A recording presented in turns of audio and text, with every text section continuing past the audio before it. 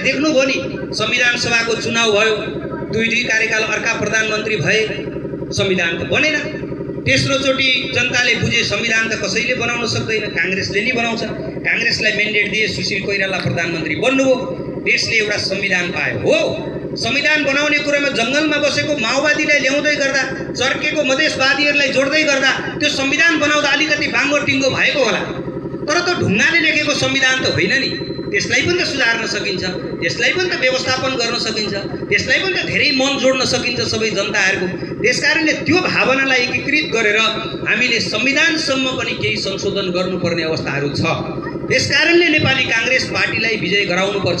हामी विकास निर्माणदेखि यो देशका हरेक जनजनको छातीमा बलेको आगो निभाउने अभियानमा, हरेक मान्छेहरूलाई परेको कुण्ठालाई समाप्त गर्ने दिशामा विकास निर्माणको काम मात्रै होइन, सबै जनजन मान्छे समृद्ध बन्नुपर्छ भन्ने दृष्टिकोणबाट यसपल्टबाट नेपाली काङ्ग्रेस चुनावमा आएको छ।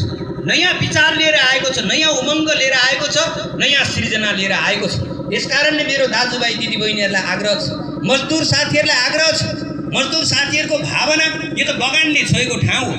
म त सतीगड्डाबाट त्यही बगानको बाटो हिँडेर आएर काँकरभिटा स्कुल पढेको मान्छे हो। मलाई कुन मजदुरको के समस्या छ, कसले लाउन पाएको छ, कसले पाएको छैन, उसले प्राप्त गरेको त्यो मूल्यले उसको घर चलेको छ कि छैन, हरेक किसानले गरेको खेतीले उसको जीवनस्तर कस्तो छ, उसको ओठमा हाँसो छ कि छैन भनेर एक एक नाम लिएर बुझेको मान्छे हो नि त म। त्यसकारणले यो समाज बदल्ने अभियानमा मलाई तपाईहरुले कल्पना गर्नुहोस्, अहिले नेपाली काङ्ग्रेस पार्टीले सबैभन्दा महत्त्वको साथ दिएको कुरा भनेको भ्रष्टाचार समाप्त हुनुपर्छ, भ्रष्टाचार शून्य हुनुपर्छ। भ्रष्टाचार गर्न पाइँदैन। अहिले हामीले कुनै पनि काम लिँदा सरकारी कार्यालयमा जाँदै गर्दा हामीलाई झन्झटिलो भएको छ भने त्यसलाई हामीले झन्झटिलो होइन, कर्मचारीले पनि मुस्कुराएर सेवा दिनुपर्छ र काम लिन गएका जनता पनि हाँस्दै हाँस्दै खुसी भएर फर्किने वातावरण बनाउनुपर्छ। त्यो बनाउने अठोट कसैले गर्छ भने नेपाली काङ्ग्रेस पार्टीले मात्रै गर्छ। त्यो दृष्टिकोणको साथ अहिले हामी चुनावमा मैदानमा उत्रेको छ। त्यसकारणले मलाई थाहा छ यो ठाउँमा, यो भूगोलमा दार्जिलिङको प्रभाव परेको ठाउँ हो, यो वेस्ट बङ्गालको चाहिँ तपाईँको प्रभाव परेको ठाउँ हो। मैले यसो हेरेँ, किसानहरू किन त्यहाँको लाभान्वित छन् त्यो पनि हेर्नु पर्यो नेतृत्व गर्ने मान्छेले। बङ्गालमा यहाँ त एउटा प्रोजेक्ट बनाउँछन्, जान्ने मान्छेले एउटा कागज बनाउँछ, 2-3 करोड रुपियाँ सरकारसँग लिन्छ अनि सब्सिडी भनेर भन्छ अनि कृषिको पैसा चलाइरहेको छ। त्यसरी कृषकले को मुहार उज्यालो हुँदैन। अनि वेस्ट बङ्गालको कुरो के रहेछ भनेर बुझेको त, कति जमिन छ फलाना मान्छेको, यति जमिन छ, खाता खोल ब्याङ्कमा, वार्षिक रूपमा बिगाको यति पैसा गरेर मल बिउ किन्ने, ट्र्याक्टरले जोत्ने, चाहिने प्रविधिहरू लिएर आउने भनेर किसानलाई पैसा सोझै खातामा दिएर अनि कृषि प्रवर्धन गर्नुपर्छ भन्ने अभियानमा ऊ त्यो वेस्ट बङ्गालमा लागेको रहेछ।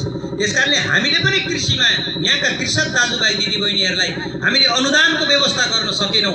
कृषिमा काम गरिसके पछाडि बुढापाकाले मात्रै कृषि गर्ने होइन, आम्दानी भएपछि युवालाई पनि कृषिमा जोडेर आधुनिक कृषि प्रणालीमा लिएर जाने अभियानमा नेपाली काङ्ग्रेस पार्टीले आफ्नो काम गर्नुपर्ने परिस्थिति छ। त्यसैले हामी भन्दैछौँ, अब कसैको आलोचना गरेर, कसैलाई गाली गरेर, कसैलाई अपमान गरेर मुलुक बन्दैन।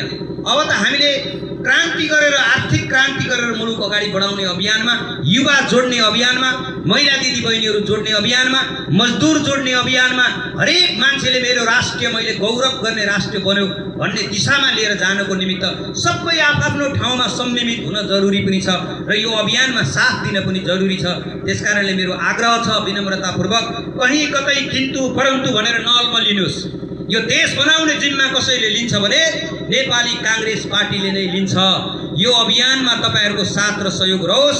यही भरोसाको साथ, यही आशाको साथ मलाई दिने तपाईहरुको जिम्मेवारीमा भविष्यमा मैले काम गर्दै गर्दा तपाईहरु अपमानित नहुने गरी मैले पनि तपाईको समाजमा आउँदा शिर नन्यौर्याउने गरी आउने वातावरण सिर्जना गर्न 21 गतेका दिन तपाईहरुले रुख चिन्हमा मतदान गरेर, दुईटै ब्यालेट पेपरमा रुख चिन्हमा मतदान गरेर विजय गराइदिनुहुन्छ भन्ने आशा भरोसा व्यक्त गर्दै फेरि पनि जहाँ जान्छु रुखको मुनि, पिपलको रुख मुनि जहाँ जान्छु, मन्दिरको छेउमा यहाँ पनि बगलामुखीको मन्दिरमा कसम खाए जस्तो गरेर जनताले कार्यक्रम गराइरहेका छन्। तर म एउटा आध्यात्मिक मान्छे भएको हुनाले प्रतिबद्धताका साथ भन्छु, इमानदारपूर्वक तपाईँले दिएको जिम्मेवारी निर्वाह गर्ने वचनबद्धता व्यक्त गर्दै तपाईँहरूसँग बिदा लिन चाहन्छु। धन्यवाद। जय नेपाल।